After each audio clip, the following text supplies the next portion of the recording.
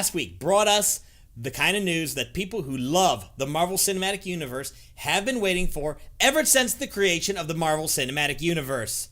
And that news, Spider-Man is coming home! Yay! Okay, calm down now. Calm down now.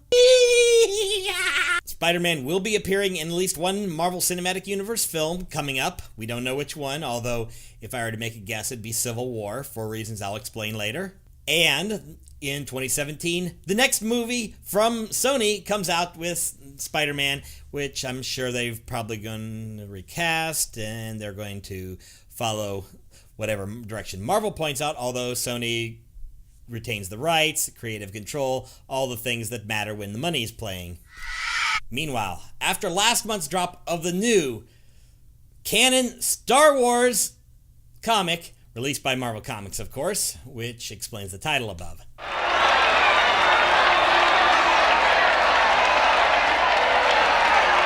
We've been treated to the news that there's a whole bunch of new comics coming out in the Star Wars universe. In addition to Star Wars number 2, there's also going to be Darth Vader number 1 just coming out, and a few others that I didn't bother to look up for reasons I'm about to explain. Dum dum dum dum da dum dum da dum dum dum dum dum da dum dum da dum.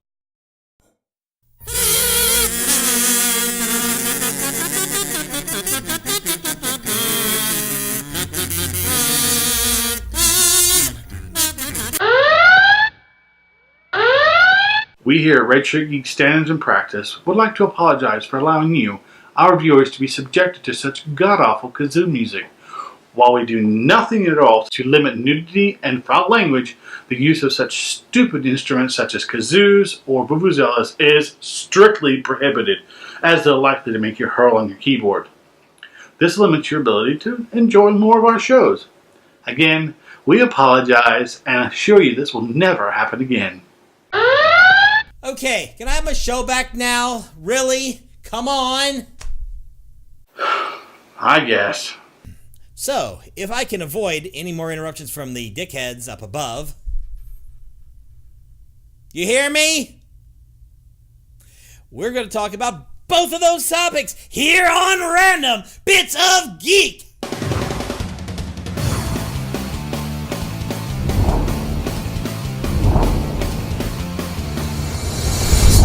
Growing up back in the late 70s through the 80s and even into the 90s, of all the comic book characters that I saw on TV, probably the one that was most consistent and most often good was Spider-Man. From that god-awful piece of crap show in '67, which has aged about as well as the wings and beer in my colon. Spidey has generally been good quality entertainment, good animation.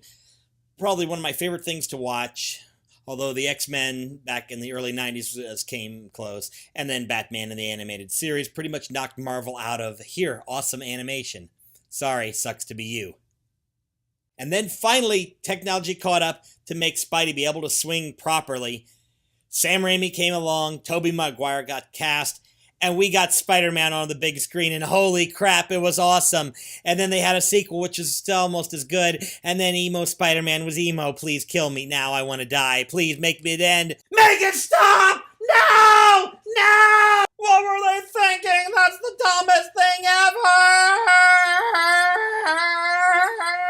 Then they rebooted it with somebody who isn't exactly everybody's vision of Spider-Man, but is apparently cuter compared to Dorcast, Tobey Maguire, Andrew Garfield, yeah.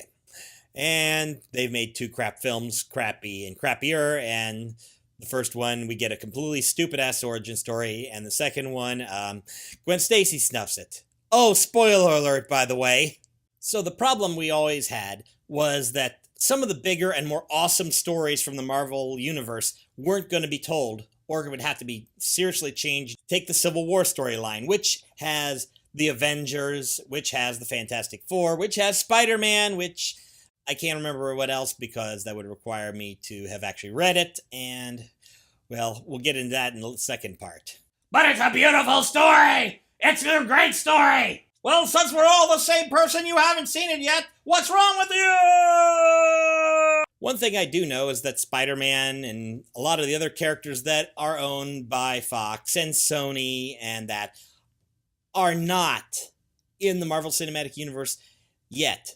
But Spider-Man is. So this gives us the chance to see more expansion, more crossing over, more awesome stuff. In other words, imagine Tony Stark and Peter Parker in Spidey gear, of course.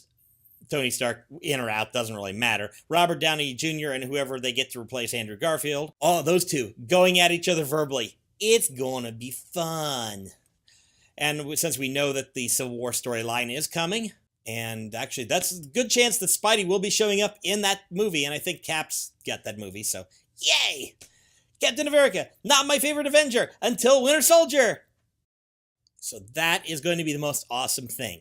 The only danger that we have now is that while Marvel will be giving us a Spidey story that doesn't suck ass or be filled with Michael Bay-esque explosions, or for that matter, J.J. Abrams-style lens flare, we have a chance to see Spider-Man the way he is really supposed to be. Or we'll just get some more like the first Sam Raimi film, which was awesome. But there is a danger in this.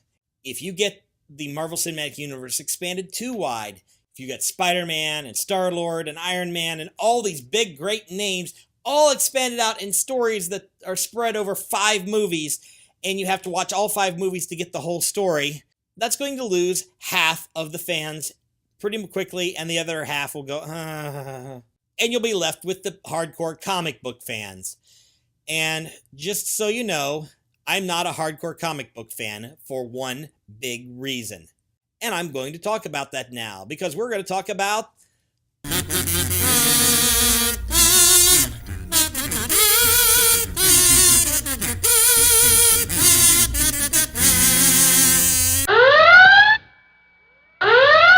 No. I grew up in the 90s. This was one of the times where comics were really exploding and expanding. And when I first got into gaming, we gamed in the back room of a comic book shop. That comic book shop, of course, has gone away and disappeared forever. Goodbye, and nobody misses you. But I never really read any comics.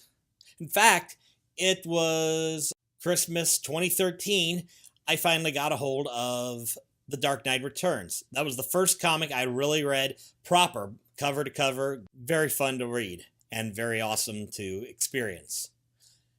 The second one I really read through was Watchmen.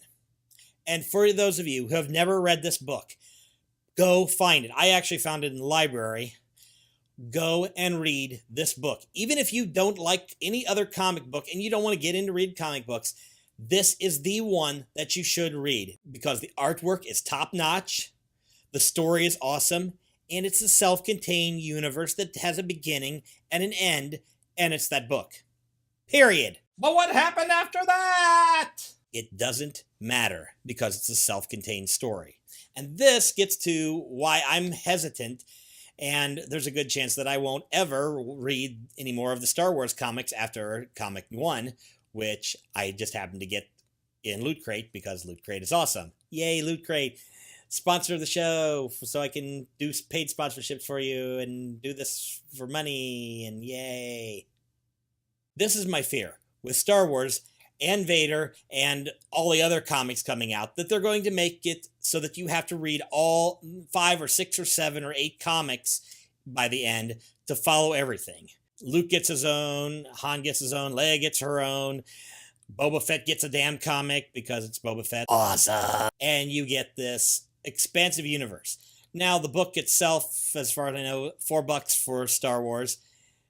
Suddenly, that goes from $4 to $20, $24, $28, depending on how many books you have to buy to get the entire story. I don't know if I want to be spending $20, $25, $30 a month just to read all these little stories. I may have to look later when they pack them together into a trade paperback or an anthology. Then I might eventually get down to reading them. It's the idea that I have to wait a month to read this story, and then this story, and then this story, and then this story. And the story doesn't end for 6 months, and I have to drag my memory over 6 months. The biggest success of Netflix lately has been that when they drop a season of their show, they drop the entire season so you can binge watch the shit out of it. Binge watch it, mother! This is one of the things that kept me away from comics. Self-contained stories that you could enjoy are rare. The Dark Knight Returns, Watchmen, that is something that if comics want to survive into the 21st century where we have serious attention deficit issues because we can get everything online, boom, it's there. They're going to need to get this a little more compact. Sure, there'll still be the stories that run over 30 infinite universes. It's one reason both Marvel and DC have rebooted their universe to try to fix the continuity mess. So if you guys would love me to be reading the Star Wars comic, you need to keep it compact and easy to follow so I don't have to spread it out over a millennium to try to get everything. Otherwise, I'm just going to have to give it up, wait till December, and hope J.J. Abrams doesn't screw us. J.J. Binks, you dirty motherfucker, they gave you the director's seat.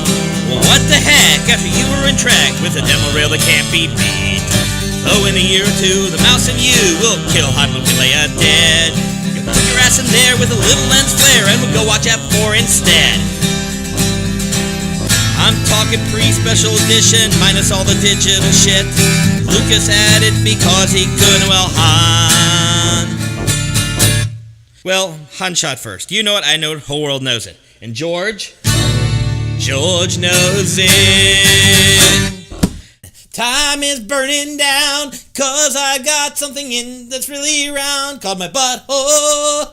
That's my butthole. That's my butthole. That's my butthole. That's my butthole. That's my butthole.